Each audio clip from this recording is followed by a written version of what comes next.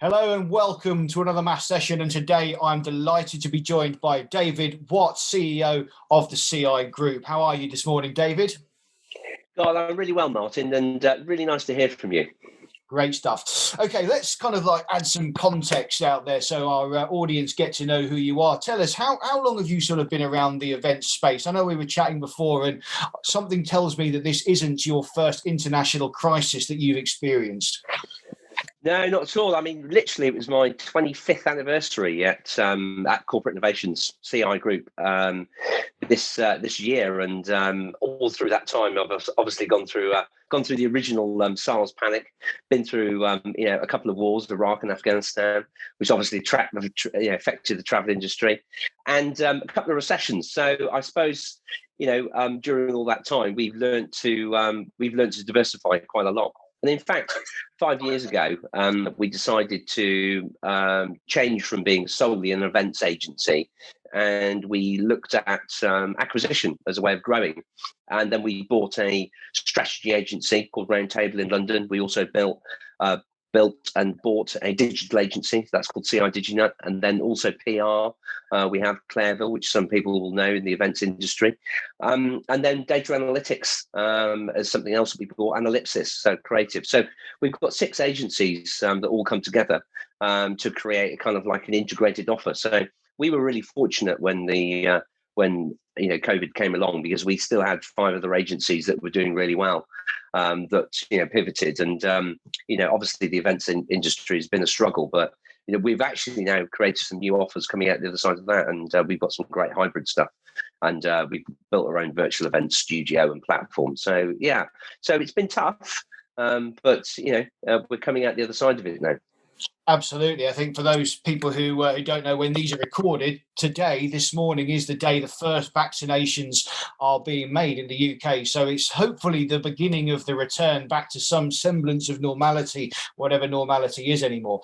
But David, obviously one of the reasons why you and I are talking today is it's about kind of track and trace, and specifically what caught my eye was your new app Liber. And I know that we've got a case study to discuss in a few moments time, but I thought maybe you could explain what Liber is and how it sort of helps the track and trace theory and how that will impact the events industry going forward. Well, it's great that it's the day that the vaccines came out, because Liber has adapted itself to actually understand how that vaccine is going to work, and we can incorporate that later. But we can talk about that a little bit later when we talk about the product. But so Liber came about because obviously our bedrock is the events industry. It's where we come for. We watched it obviously suffer very, very quickly, and with our other agencies, with the creative, with the digital capabilities, with the PR, with all of those capabilities in the different agencies, we decided to try and design something for the events industry, made by the event industry. So we wanted a trace and track app, and we called it Liber because Liber is Latin for free, and we wanted to give people the ability to get back to events freely. And the track and trace kind of idea came about, that we can just basically, it's a very, very simple thing. You kind of register on the app 14 days before the event. Then you can download it, self-certify, or put your test result in. And then also you can kind of, then you get a RAG status, which goes red, amber, green. So depending on how you put your questions in, then you kind of arrive at the event with your RAG status, with your kind of QR code, as though you arrive at an airport. Everybody's used to that kind of experience now. And then we take your temperature, literally with a quick gun, and then that would go straight into your app, and then turn you from amber to green. Or now we can actually link it into testing kits, so we can do 5-minute rapid testing at the event, and some antigen testing, and then effectively then that can also be added and layered into the security side of things. So what you're trying to do is you're trying to create this in this kind of perimeter around your event that everybody inside is actually COVID free. So that's how it works. Yeah, sounds really interesting. So we mentioned a moment ago that it's already kind of been used at an event. I believe it was Salon Prive, which for those who don't know, it's sort of like a car event, I suppose.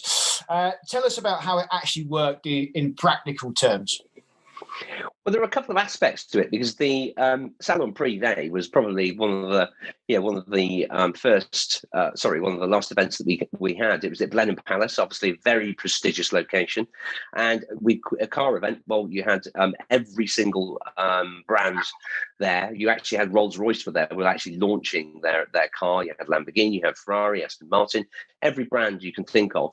And we had 17,000 people at that event. It was an outdoor event, so it was easier to be socially distanced.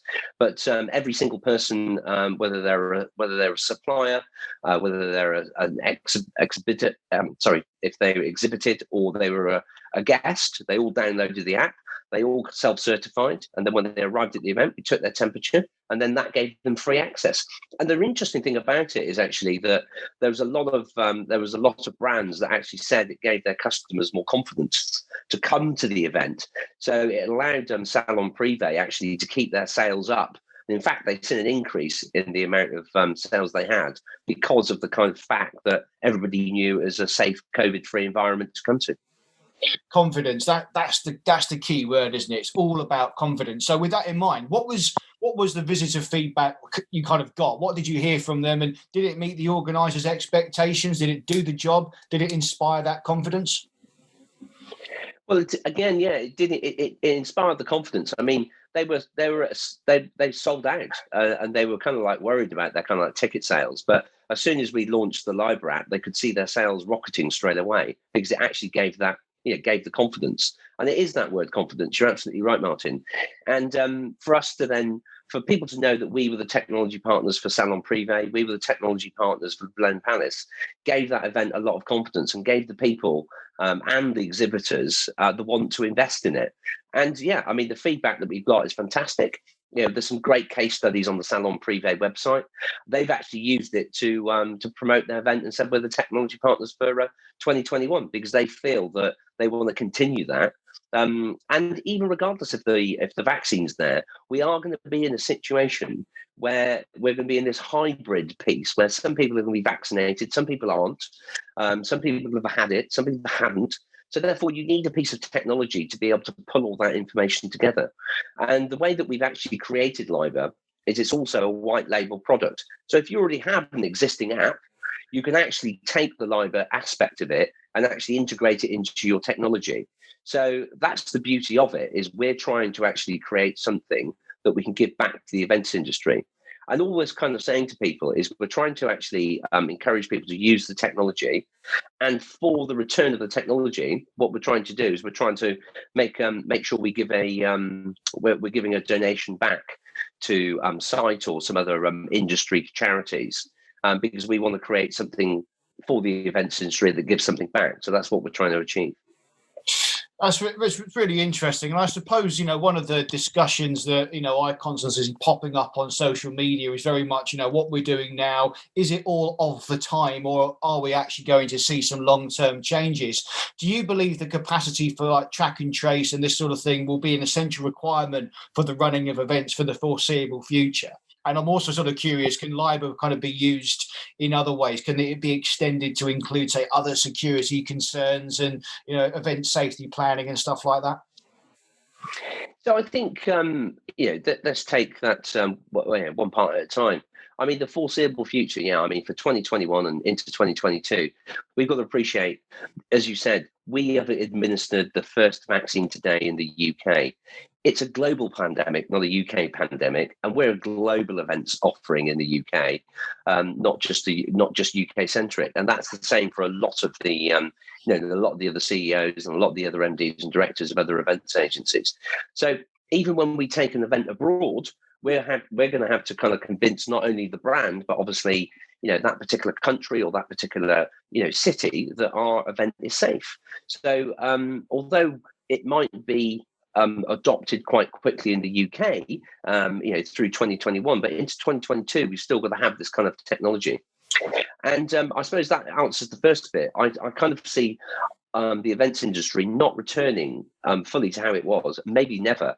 But you look at a lot of the statistics today. People are saying, actually, when COVID's all gone, I'm still not going back to the office 5 days a week, and that will also be true to kind of events. I think a hybrid model will grow, where we'll have still a lot of live engagement. I think that'll still be very important, but I do think there'll be a technology aspect to it as well, where people will be able to dial in from around the world to watch the event, and they'll be able to download and record a lot of stuff. But they'll also want to interact through a piece of technology. So they'll want to have more polling, they'll want to have more questions, they want to be able to drop videos in, they will be able to drop photographs in of what's going on. So I think the technology part is actually going to take quite a big play going forward in the events industry.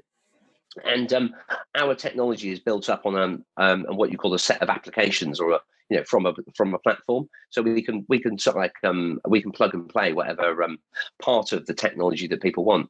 And I do think that there's going to be a bigger responsibility for event organisers to hold people's data as well. So you've got to be very, very GDPR compliant when you're doing that for events, and you're going to have to maybe hold it for a slightly longer period of time than you did in the past. I think there's going to be a lot of risk mitigation that's going to be required, and people need to start thinking about that and looking at that, because these events aren't going to take place unless you can mitigate the risk to COVID. And people need to start to realise that actually, although a CEO might want to do an event, it's actually the risk officer and the lawyers that are going to start making the decisions in 2021. The CEO just won't be able to take the risks unless he's been able to say, actually, here's the technology, here's the way I'm holding the data, this is the way I'm reporting it back to the to the country, to the board, to the GDPR officer in the business. So they're going to need a data plan to be able to run an event. Absolutely. I think moving the conversation on a little bit, I mean, nothing really breeds ingenuity quite like a crisis. And I think if 2020 showed us anything, it is just how creative our sector has been. We have not really been able to run events like we have done all year, but that hasn't stopped so many businesses and people, like, you guys included. And I think the creation of Liber and the development of it is a perfect kind of snapshot example of how an events business can help a nation manage a crisis. Do you think that this is perhaps a calling for the government to take a closer look at our industry? We've got the tech and the expertise and the project management skills that perhaps they are often seen to lack. Do you think we can really help them? Do you think they should turn to us for help? Well, Martin, it's a really interesting point. And, as much whether you think the government are doing a bad job or a good job of managing it, they're fighting many, many battles on many, many fronts. And what they probably should consider doing a little bit more is looking to industry to help them. I mean, we've been building apps and applications for events for 7 or 8 years. We've been complying towards data for through GDPR. We've been building technology. We've been project managing, events, flows of people. So, how they arrive, registration, all those processes, they come as second nature to us. So then to kind of like put that into government and ask the government to come up with a solution how to run the events industry, I mean, it's bordering on ridiculous. I mean, they should really just kind of like ask the industry and go to the industry bodies, get a bunch of us together and come up with a solution and deliver that back. And I think that, the amount of talent that's in our industry and the amount of output that we've got, project management, technology, skills, talent, we could come up with something very, very quickly that could be a blueprint to getting events back. And all I'd say is, if anybody in government's listened to this, we can quickly get, an organisation together. And the great thing about the events industry is we're used to working to a deadline, because event dates don't move. So if they need us to do it by a certain time, we'll certainly be able to deliver it within the timescales that they need. Absolutely. Remember this, everybody. Amateurs talk tactics, professionals talk logistics. That's an interesting. Okay, David. Yeah. So one last sort of question for you. Big thoughts for such an early hour of the morning. Do you really think that this pandemic will be a catalyst for change in how events are run? I know you alluded to this earlier, but how can we really be sure what the market wants? We won't really know that until kind of live events return en masse, will we? I think it's going to be a journey of discovery. I don't think anybody really knows the answer to that question, if I'm honest. And I think we're going to kind of like find out how it shapes up and shapes out as we move forward. But one thing that is that there are a few things that are for certain is the way that we consume content is now changed, and it will change. So there's going to be a higher degree of production that's going to be focused in on an event itself, where used to be able to actually run all of that production in a live environment and kind of understand it and interact with the people. But when you've got to kind of blend that between a virtual environment and a live environment, then you're going to have to kind of like think pretty differently and also more creatively, and think about what you can pre-record, think about what the production quality looks like, think about how two audiences might view, the same thing at the same time, but with a different perspective. So I think content is going to be key.